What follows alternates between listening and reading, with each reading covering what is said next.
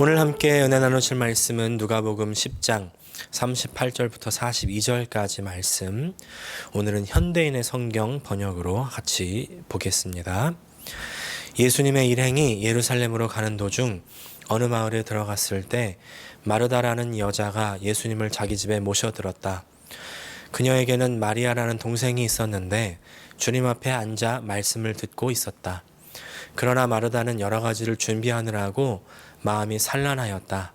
마르다가 예수님께 와서 주님, 내 동생이 모든 일을 나 혼자 하도록 내버려 두고 있는데도 그냥 보고만 계십니까? 나를 좀 도와주라고 하십시오 하자 예수님이 마르다에게 대답하셨다.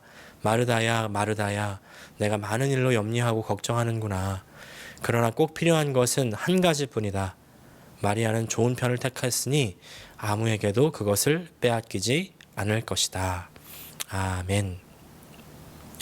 오늘 누가복음 10장 38절부터 42절까지 말씀을 중심으로 내게 꼭 필요한 한 가지, 이와 같은 제목으로 함께 은혜를 나누기 원합니다. 여러분, 우리가 섬기는 신 여호와 하나님, 바로 독생자 예수님을 보내신 하나님이십니다. 우리 하나님 외에도 다른 종교에서 섬기는 많은 신들이 있죠. 그 신들이 다 이름들이 있는데 신들이요 이름이 많습니다. 근데 현대인들이요 제 생각에는 가장 많이 섬기는 신이 있습니다. 이 신은요 종교인이든지 무종교인이든지 관계없이 심지어 기독교인들조차도 정말 많이 섬기는 신입니다. 이 신의 이름이 무엇인지 아시겠습니까? 바로 지름신입니다. 지름신. 여러분, 지름신 들어보셨습니까? 무슨 말이냐면요, 질러야 된다는 겁니다. 마음에 드는 것이 있으면 질러야 됩니다. 다시 말해서 사야 됩니다. 눈에 보이는 것이 있으면 사야 되고 마음에 드는 것이 있으면 사야 됩니다. 그게 바로 지름신. 그래서 이제 짤이라고 하는데 이런 짤들이 유행을 합니다. 어머 이건 사야 해 라든지 사고 싶어서 짤이라든지 혹은 질러라 했더니 살 돈이 없습니다. 그랬더니 옆에서 지름신이 이렇게 말하죠. 네가 언제는 돈이 있어서 질렀더냐? 또 지름에 관련한 여러 가지 명언들도 있습니다. 다음에 사야지 생각한 순간 품절이다. 이런 말도 있고 고민은 배송만 늦출 뿐 이런 말도 있습니다. 실제로 살까 말까 고민하다가 품절되어 버린 경우를 경험했던 저로서는요 어느 정도 공감이 되는 말이기도 합니다. 어떠십니까? 정말 이건 꼭 사야 돼 이런 것이 있으십니까? 지름신으로 대표되는 삶의 기조 혹은 라이프 스타일을 뭐라고 하냐면 아마 맥시멈 라이프라고 할 수 있을 것입니다. 필요한 것을 다 사는 것이죠. 아니, 필요하다고 생각하는 것을 다 사는 겁니다.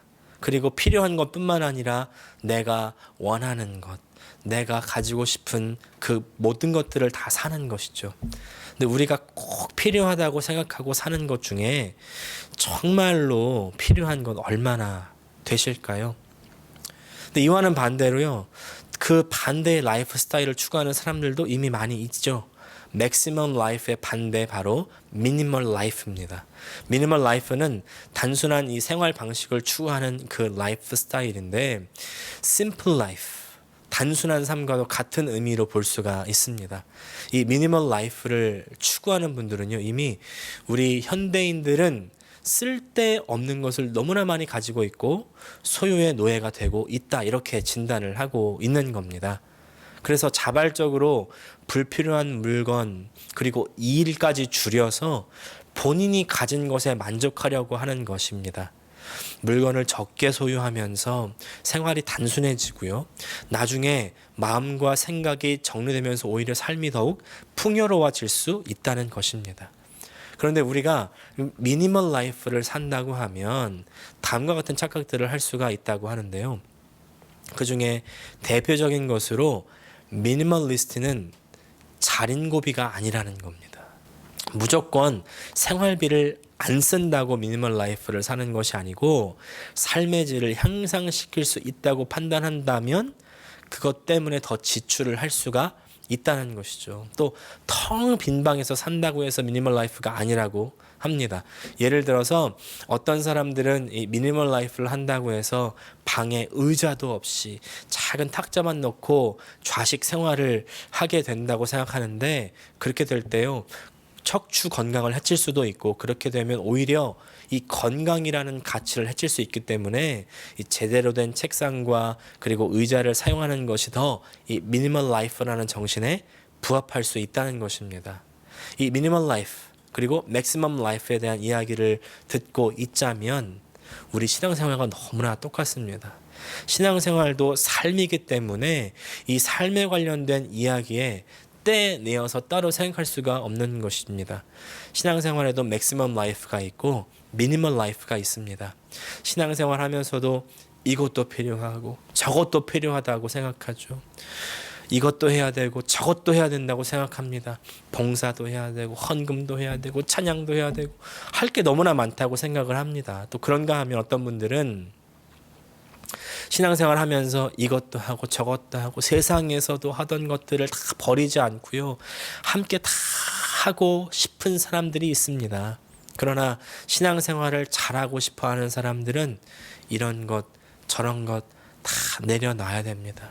그리고 내가 세상에서 누리던 것들도 다 버려야 됩니다. 오늘 예수님께서는 특별히 이런 사람들을 향해서 말씀하시는 거예요.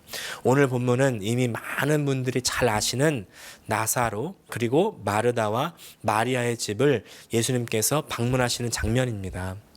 여기 나사로는 예수님께서 죽은 지 이 4일 만에 살리셨던 바로 그 나사로죠. 그리고 마르다와 마리아는 나사로의 동생입니다. 38절 말씀입니다. 오늘은 특별히 현대인의 성경으로 읽습니다. 예수님의 일행이 예루살렘으로 가는 도중 어느 마을에 들어갔을 때 마르다라는 여자가 예수님을 자기 집에 모셔 드렸다. 예수님께서 어느 마을에 들어가셨다고 했는데 이곳은 베다니라는 마을입니다.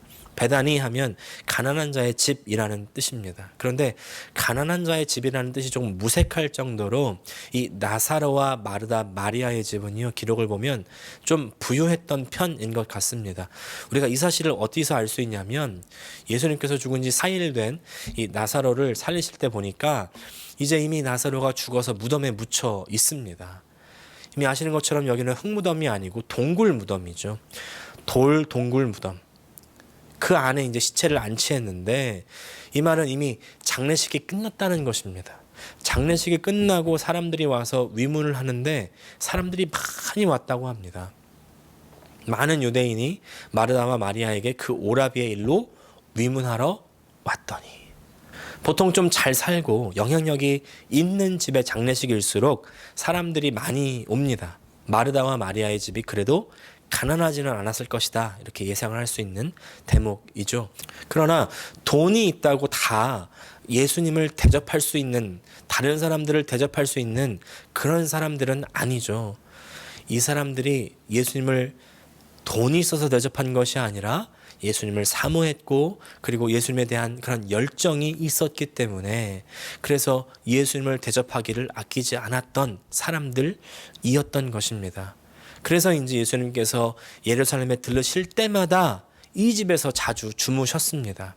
그리고 예수님께서는 우리가 마가복음에서 봤던 것처럼 가는 곳마다 항상 말씀을 전하셨고 이곳 나사로와 마르다와 마리아의 집에서도 말씀을 전하십니다. 우리 예수님께서는 어떤 상황에서도 말씀을 하시고 가르치십니다. 그런데 이때 나사로의 이 두 동생 마르다와 마리아의 반응이 뭔가 사뭇 다른 것을 볼 수가 있습니다. 그리고 굳이 이 다른 반응이 오늘 성경에 기록이 되어 있는 것입니다. 그냥 단순히 마르다는 잘못했고 마리아는 잘했다, 이런 말씀을 하시기 위해서 이것을 기록한 것이 아닙니다. 오늘 말씀은 마르다와 마리아의 다른 반응이 우리 신앙생활에서 가장 중요한 것이 무엇인지를 다시 확인시키고 일깨워 주는 것입니다. 오늘 본문 말씀 통해서 우리가 신앙생활에서 쉽게 감가되는 그런 것이 무엇인지를 같이 살펴보면서 은혜를 나누는 시간이 되기를 소원합니다. 첫 번째, 우리 주님은요 항상 말씀하시는 하나님이시라는 것입니다. 말씀하시는 하나님이십니다. 39절 말씀입니다. 그녀에게는 마리아라는 동생이 있었는데 주님 앞에 앉아 말씀을 듣고 있었다. 우리 주님은 말씀하시는 하나님이십니다. 이 진리는 사실 굉장히 중요합니다. 말씀하시는 하나님이라는 뜻은 단지 하나님께서 말씀하셨다, 이런 말씀을 하시고 저런 말씀을 하셨다라는 뜻이 아닙니다. 하나님께서 말씀하신다는 말은 먼저는요, 하나님께서 살아 계시다는 뜻입니다. 우리 하나님께서는 살아 계십니다. 살아 계신다고 해서 그냥 또 존재하시나 보다, 이렇게 끝이 아닙니다. 영원 전부터 영원 후까지 영원히 계시는 분, 그래서 존재의 근원이 되시는 분이라는 뜻입니다. 이것이 하나님께서 살아계시다는 말의 뜻입니다. 존재의 근원이 되시고 영원하시다. 그런데 살아계시는데 어떻게 살아계시는지 아느냐면 살아서 말씀하십니다. 말씀으로 자기 자신을 나타내시는 것입니다. 그래서 사도 요한은 그 요한복음에서 태초에 말씀이 계셨고 그 말씀은 하나님과 함께 계셨으니 그 말씀이 곧 하나님이시다, 이렇게까지 선언하는 것이죠. 말씀이 하나님이다. 이 말씀 안에 하나님의 정신이 있고 하나님의 마음이 있습니다. 말씀을 통해서 하나님을 알게 되는 것입니다. 말씀을 읽는 사람은 그래서 하나님을 만납니다. 루이스 윌리스는요, 남북전쟁의 영웅입니다. 터키의 대사를 지낸 사람이기도 합니다. 동시에 문학에도 조예가 깊었던 사람입니다. 이 사람은 인류가 이 기독교라는 신화에 얽매여 있다고 생각을 했습니다. 그래서 책을 한 권 써가지고 인류를 이 그리스도라는 굴레로부터 벗겨 주어야 되겠다, 이렇게 다짐을 하는 겁니다. 그래서 이 사람이 뉴멕시코의 주지사로 있으면서 유럽과 이 미국의 유명한 도서관을 돌아다니면서 자료를 수집합니다. 그리고 성경을 연구하면서 예수님이 허위라는 그것을 주장하는 책을 쓰기 시작하는 것입니다. 그런데 책의 1장을 마치고 제2장의 첫 페이지를 쓰면서 오히려 이 사람이 하나님을 부정할 수 없는 그 진리 앞에 무릎을 탁 꿇고 당신은 나의 왕, 나의 하나님입니다, 이렇게 부르짖는 겁니다. 살아계신 하나님과 그 예수님에 대한 신성의 확실성에 대항할 수가 없었다고 그렇게 기록하고 있습니다. 이런 일이 있은 지 이제 2주가 지나서 한 책을 쓰기 시작하는데 그 책의 이름이 소설 벤허입니다. 벤허. 하나님을 부인하던 사람들이 이 성경을 읽으면서 하나님을 만나게 된 그런 사람들이 너무나 많이 있습니다. 성경, 하나님의 말씀은요, 바로 하나님이시고 하나님이 이 말씀을 통해서 우리에게 자신을 나타내시기 때문입니다. 또 하나님께서 말씀하신다는 말, 하나님께서 능력이 있으시다는 것입니다. 하나님께서 이 세상을 창조하시고 말씀으로 이 세상을 다스리십니다. 하나님의 말씀은 그래서 능력입니다. 이 말씀으로 이 세상을 만드셨을 뿐만 아니라 또한 우리도 만드셨고 그리고 우리도 똑같이 다스리십니다. 시편 103편 19절 말씀, 여호와께서 그의 보좌를 하늘에 세우시고 그의 왕권으로 만유를 다스리시도다. 그런데 하나님이 다스리신다는 말은 그냥 위에서 억압하고 하나님 마음대로 우리를 조종한다는 말이 아닙니다.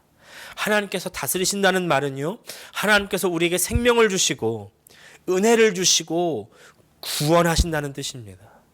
특별히 하나님께서는 말씀으로 우리에게 생명을 주십니다. 요한복음 6장 68절 말씀, 시몬 베드로가 대답하여 주여 영생의 말씀이 주께 있사오니 우리가 누구에게로 가오리이까. 하나님 말씀은 우리 존재의 근원이 되고 우리를 움직이게 하고 우리를 다스리시고 우리를 살게 하는 말씀입니다. 이 말씀이 없으면 우리는 허무합니다. 말씀이 없으면 우리는 소망이 없습니다. 말씀이 없으면 우리는 죽습니다. 말씀이 생명입니다. 그래서 우리는 하나님 말씀을 들어야 합니다. 말씀하시는 하나님, 하나님께서는 말씀하시죠. 한 편이 말씀한다면 다른 편은요, 그 말씀을 들어야 됩니다. 39절 다시 보면요, 마리아는 예수님의 말씀을 듣고 있습니다. 그녀에게는 마리아라는 동생이 있었는데 주님 앞에 앉아 말씀을 듣고 있었다. 우리가 자주 하는 착각은요, 먹어야 된다고, 먹어야 산다고 하는 착각입니다. 보약 먹으면 잘 산다고 생각하고요, 올게닉 먹으면 건강하게 산다고 생각합니다. 근데 잘 생각해 보십시오. 먹어도 죽습니다. 잘 먹어도 죽고 보약을 먹어도 결국은 죽습니다. 살려고 먹고 먹어야 산다, 이런 생각은요, 일부분만 맞는 것이죠. 이 세상 것은 진짜 우리를 살리는 것이 아닙니다. 왜냐하면 우리는 먹는 것으로만 사는 사람이 아니기 때문이죠. 우리는 이 세상 것으로 살도록 그렇게 지음받지 않았습니다. 이 세상에서 나온 사람들이 아니기 때문입니다. 우리는 세상에서 우연하게 어떤 세상의 산물로서 나오지 않고 하나님께서 지으셨습니다. 성경은 우리에게 정확하게 선포합니다. 하나님께서 사람을 자신의 형상과 모양대로 지으셨다고 합니다. 하나님께서 우리를 하나님의 모양대로 지으셨을 뿐만 아니라 우리의 안도 또한 하나님의 것으로 만드셨죠. 창세기 2장 7절 세번역으로 읽겠습니다. 주 하나님이 땅의 흙으로 사람을 지으시고 그 코에 생명의 기운을 불어넣으시니 사람이 생명체가 되었다. 우리의 겉과 속이 다 하나님께 속한 것으로 되어 있기 때문에, 그래서 우리는 이 세상에서 살지만 이 세상 것으로는 만족하면서 살 수가 없습니다. 아니, 세상 것으로는 아예 살 수가 없습니다. 사는 것처럼 보이지만 사는 것이 아닙니다. 예수님께서 이에 대해서 정확하게 말씀하시죠. 마태복음 4장 4절 말씀, 기록되었으되 사람이 떡으로만 살 것이 아니요 하나님의 입으로부터 나오는 모든 말씀으로 살 것이라 하였느니라. 이 말씀의 배경을 다 아십니다. 예수님께서 본격적인 사역을 시작하시기 전에 성령님께서 예수님을 광야로 이끌었습니다. 그곳에서 예수님께서는 40주야를 금식하시죠. 성령이 이끄셨는데 광야로 가고 또 마귀가 예수님을 시험합니다. 광야하면 아무것도 없는 곳, 먹을 것도 없고 햇볕을 피할 수 있는 곳도 없고 잘 것도 없습니다. 생존이 위협받는 곳입니다. 생존이 위협받는 이런 곳에서 가장 먼저 들 수 있는 생각은요, 먹을 게 없는데 여기서 살 수 있을까? 아니겠습니까? 그래서 마귀도 가장 처음에 이렇게 예수님을 시험하는 것입니다. 돌들이 많이 있는데 떡으로 만들라는 것입니다. 떡으로 만들어서 너의 줄인 배를 채워야 되지 않겠느냐는 것입니다. 이것이 마귀의 시험입니다. 마귀는 자꾸 우리 수준을 물질적인 수준으로 끌어내립니다. 너는 육신의 한계 가운데 있는 사람이야. 너는 먹어야 살 수 있는 사람이야. 육신 한계 가운데 있는 사람 맞고 먹어야 사는 건 맞기는 하지만 전부 그것이 100%가 아니라는 것이죠. 마귀의 시험이 그렇습니다. 일부분인 것을 전부인 것처럼 만듭니다. 하나에만 집착하게 만듭니다. 육신의 한계가 있지만 그러나 육신으로만 사는 것이 아닙니다. 먹는 것이 중요하지만 그러나 먹는 것만 쫓아서 살지 않습니다. 그 이상이라는 것입니다. 그 이상. 육신이 있지만 그러나 우리 안에 영도 지으셨습니다. 우리는 육신을 뛰어넘는 영적인 존재입니다. 먹는 것도 필요하지만 먹을 것, 눈에 보이는 것을 위해서만 살지 않고 보이지 않는 가치, 더 위대한 가치를 위해서 살아가는 존재라는 것입니다.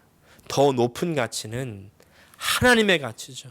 하나님의 가치는 하나님의 말씀 안에 나타납니다. 하나님의 말씀을 들어야 우리는 육신의 가치를 초월해서 살 수가 있는 것입니다. 우리가 아무리 영적인 존재라고 할지라도 하나님 말씀을 공급받지 않으면 육신대로 살다가 끝나는 것입니다. 육신의 한계를 뛰어넘을 수가 없습니다. 그 예가 바로 오늘 본문의 마르다입니다. 그러나 마르다는 여러 가지를 준비하느라고 마음이 산란하였다. 마르다가 예수님께 와서 주님, 내 동생이 모든 일을 나 혼자 하도록 내버려 두고 있는데도 그냥 보고만 계십니까? 나를 좀 도와주라고 하십시오 하자 예수님이 마르다에게 대답하셨다. 마르다야, 마르다야, 내가 많은 일로 염려하고 걱정하는구나. 여기서 오늘의 세 번째 중점이 나오는 것입니다. 말씀이 아닌 다른 것으로 분주하면 안 된다는 것입니다. 말씀이 아닌 다른 것으로 분주하면 안 됩니다. 우리는 이 본문을 읽을 때 여러 가지 오해를 하곤 합니다. 이 본문은요, 예수님께서 봉사를 하지 말라고 하시는 말씀이 아닙니다. 봉사가 필요하죠. 일하는 거 필요합니다. 그런데 마르다에게는요, 문제가 하나 있었습니다. 마르다는 많은 일들 때문에 마음이 분주했고 그래서 걱정이 많이 있었습니다. 예수님께서는 마르다의 염려를 지적하시는 것입니다. 왜 염려가 가득할까요? 마르다는 준비하는 것이 모든 것보다 우선되었다는 사실입니다. 예수님을 모시고 또 예수님 오시니까 다른 많은 사람들도 많이 왔습니다. 그 손님들을 맞을 준비를 하고 음식을 준비하고 하는 그것이 가장 최우선이었다는 것입니다. 그게 최우선이니까 그게 걱정이고 염려가 됩니다. 내가 염려하는 것이 나의 최우선순위를 차지합니다. 그리고 예수님은요, 그 priority, 그 우선순위를 지적하시는 것입니다. 너는 준비하는 것이 최우선이구나. 그에 반해서 내가 하는 이 말씀은 최우선이 아니구나. 이 오류를요, 가장 많이 저지르는 부류가 어디인지 아십니까? 바로 목회자들입니다. 목회자들은요, 교회 예배 준비에 아주 몰두합니다. 또 설교 준비에 몰두합니다. 그런데 그러면서 우리 주님을 예배하는 일을 오히려 정작 소홀히 하게 되는 때가 있습니다. 참 아이러니합니다. 예배에 필요한 일을 준비하느라 정작 그 예배의 주인공인 우리 예수님께 집중하지 못하게 되는 때가 있다는 것입니다. 설교를 준비하면서도 사실은요, 이 당사자, 내가 먼저 은혜 받고 그 말씀으로부터 생명의 진행을 이 목회자가 먼저 공급받아야 되는데 설교를 준비하는 일에 더 몰두한다는 것입니다. 신앙생활은요, 그 무엇보다 우리 주님 예수님께 집중하는 것입니다. 지난번에 함께 나누었던 것처럼요, 주님과 함께 하는 것, 첫 번째 시간 나누었죠. 함께 해서 뭐 하냐면 바로 그분의 말씀을 듣는 것입니다. 말씀으로 내 심령이 채워지고 내 영혼이 만족하고 충족되어야 됩니다. 그것을 은혜 받았다라고 하는 것입니다. 그 말씀으로 내 영혼의 생명의 공급을 받는 것입니다. 여러분, 정말 은혜 받으시기를 축복합니다.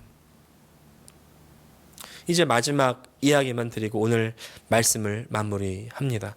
앞서 미니멀 라이프에 대해서 말씀을 드렸는데 이 미니멀 라이프를 선도하는 나라가 있습니다. 바로 일본입니다. 일본이 이 미니멀 라이프 스타일을 시작하게 된 이유를 보니까 참 특별합니다. 사실 일본은요, 과거부터 수집을 굉장히 좋아했습니다. 수집이 일본의 문화였다고 할 정도로 다양한 아이템들을 수집해 왔는데 이 수집의 문화가요, 단번에 변화되어 버린 계기가 있다고 합니다. 바로 2011년에 있었던 동일본 대지진입니다. 얼마나 많은 일본의 주민들이 피해를 보았습니까? 약 2만 4천 명이 죽거나 실종되었고 총 피해 규모가요, 엔화로 약 25조 엔, 미화로는 200 billion dollars, 200 billion dollars에 이르렀다고 합니다. 몇 주 전에 우리 교회에 오셨던 우리 최재원 목사님도요, 일본에 선교를 가셨다가 몇 달이 안 돼서 이 대지진 그리고 쓰나미의 피해를 보셨었습니다. 대지진이 일어나니까 여태까지 내가 소중하게 여기던 그 소장품들이 오히려 흉기가 되어버리더라는 겁니다.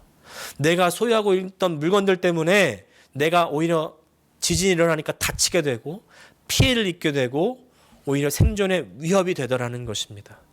또 망가져 버리니까 그냥 쓰레기가 되어 버리더라는 것입니다. 그래서 어차피 흉기나 쓰레기가 되어 버릴 것이니 차라리 처음부터 간소하게 최소한의 물건으로만 생활해야 되겠다, 이렇게 인식이 바뀌었다는 것입니다. 우리의 신앙생활에서 내가 반드시 필요하다고 여기는 것들이 있습니까? 우리 주님의 임재, 그리고 우리 주님의 말씀 그 이외에는 오히려 불필요한 것들입니다. 재난과 고난의 때가 오면 우리 주님의 임재와 말씀 그 외의 것들은 오히려 나에게 폐가 됩니다. 나를 뒤로 잡아 끕니다. 나의 영혼의 생존을 오히려 위협할 수가 있습니다. 지금 혹시 고난의 때 그 안에 있으십니까? 나의 삶을 간소하게 하십시오. 오직 주님의 임재와 말씀에만 집중할 수 있도록 나의 라이프 스타일을 바꿀 때입니다. 그리고 혹시 지금 고난의 때가 오지 않았을지라도 우리의 삶을 주님의 말씀에 집중하면 할수록 고난을 더 쉽게 극복해 나가는 그런 은혜가 임하게 될 것입니다. 우리 주님은요, 살아계시고 말씀하십니다. 우리는 주님의 말씀을 들어야 됩니다. 주님의 말씀은요, 나를 살립니다. 나를 치유하고 회복시킵니다. 내가 여호와께 바라는 한 가지, 우리 주님의 임재이고 내게 꼭 필요한 그 한 가지, 바로 우리 주님의 말씀입니다. 기도하겠습니다. 하나님 우리 아버지, 내가 무엇이 필요하다고 이야기하면서 그 가운데 주님 한 분만은 오히려 놓치고 있는 것이 아닙니까? 다른 곳으로 분주하며 걱정하고 염려할 그때에 저 마르다처럼 오히려 주님의 말씀은 내가 놓치고 있는 것은 아니었습니까? 오늘 마리아처럼 나의 최우선순위를 주님의 말씀에만 두게 하여 주시고 그 말씀으로 말미암아 내가 은혜 받고 그 말씀으로 말미암아 내가 다시 살아나는 놀라운 역사가 우리 이 나의 삶 가운데 일어나게 하여 주시옵소서. 예수님의 이름으로 기도합니다. 아멘.